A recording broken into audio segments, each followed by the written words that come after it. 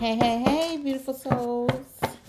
How are y'all tonight? It is tonight. I started not to do a video today just because I've been a little emotional today from what happened this week in our school system here in Forsyth County, Winston-Salem, Forsyth County schools in North Carolina. And today I did get a little emotion, but I had to pull myself together because, you know, the subconscious mind is a storing place. It doesn't forget anything. It records everything from the day you was born and probably even in your mother's womb. So it's the great recorder. And so anything that could possibly trigger you in those thoughts that you think are tucked away and not going to ever bother you again. It was very triggering for me today after the news conference and just everybody that has bombarded the Facebook, social media, just with nonsense.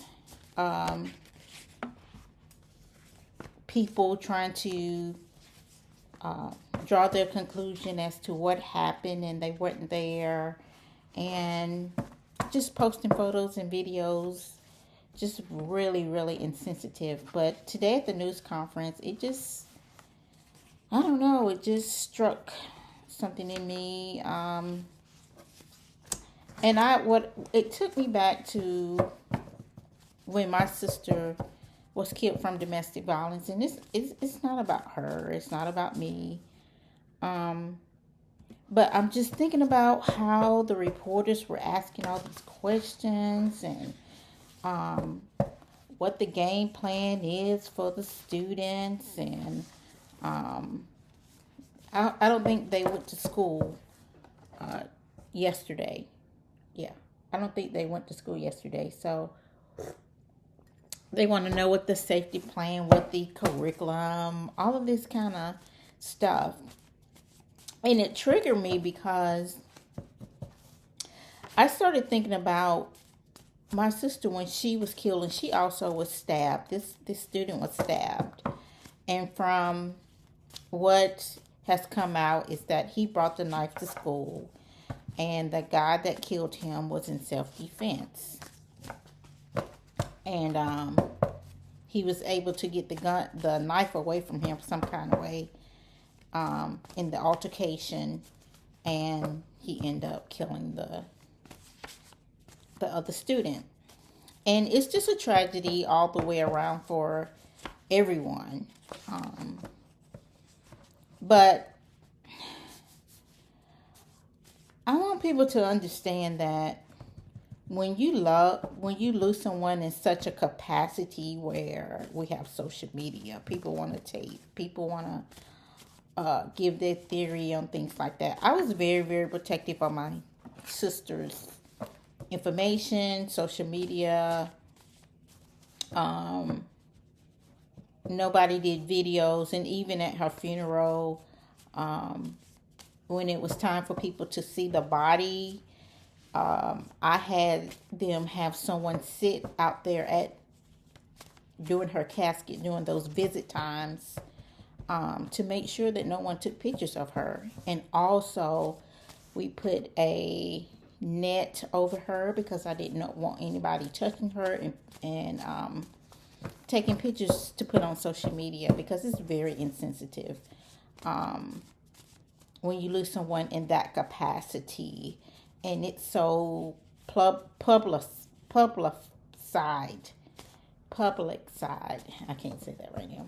But anyway, so it just took me back to everybody's want to organize and get all this stuff done, and that's all good, but when you lose someone in that capacity, that tragically, because it's unexpected, you wasn't expecting to get the news today that your loved one was killed horrifically.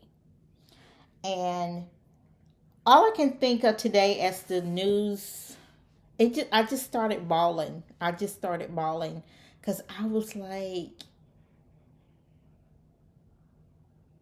it's wonderful when people come in and they help and they do all of these things. But what irritated me was my first week, the first week, I don't even think it was a full week. Someone was calling me while I was trying to pick up my sister's burial site and said they wanted to start an organization. And I'm thinking, I am planning my sister's funeral. I am so cloudy right now. I'm trying to consume what has happened. It has not even sunk in. Like, this is so unbelievable that my sister is dead. My sister is gone. I would never see her again. And she was killed so tragically. And you're asking me, can you start an organization and want me to be like the co-person on whatever? I don't even know about starting any type of organization. Like, what are you talking about? I'm grieving my sister right now. I haven't even really had time to grieve her because I had to plan a funeral. So leave me alone. And I just started bawling today because I'm like, the family and this poor child, I don't know where his parents is. He stayed with his grandmother. Um and I'm thinking, the students, they're young. Their mind is not even fully developed yet. And people are trying to organize how we can prevent this, and which is well and good, but let the people grieve. Let these students, like, gasp as to what has happened. Let them think about, like, what has happened. Let the sheriff and the police department right now handle security at the school, because there could be retaliation. We don't know. That kind of stuff. But everybody's want to organize and all of this. Let them students get their mind straight right now, because that is a lot to consume. And it was very upsetting to me today. It just got to me, and just hearing the questions from the reporters was like ridiculous. Some of the questions they were asking, like, let these kids get their mind wrapped around what just happened. This is traumatic. This is life-changing. This is cloudiness. Even the staff. Let them just, like, consume what happened at the moment. Okay? Then y'all can start organizing. Give these people at least a week or 2 weeks. Let the sheriff and the police department handle the safety issues and things like that. Metal detectors, security. But these students and staff, they're going to need some counseling at the moment. They don't care about no organizing right now. I can tell you that right now. In this moment, they don't care about no organizing right now. I did not care about organizing at the moment. I had to grasp the concept that my sister is gone so tragically. Like, what? I was just with her a few days ago. Like, I mean, come on, people. Think. Y'all gonna have plenty of time to organize. Let these people get some mental help at the moment. Mental health. This is a lot to consume, especially for young people 18 and under. This is a lot to consume. Staff, And these were their classmates. One killed the other. One has died and one killed the other. So that's a lot for students to take in. A lot. Let these students get their minds right. They don't need no organization right now. They need love, hugs, and just trying to consume it all. I've been there, so I know. And I couldn't do nothing. I called my husband. I was bawling out. I was just bawling out. Like, I lost it.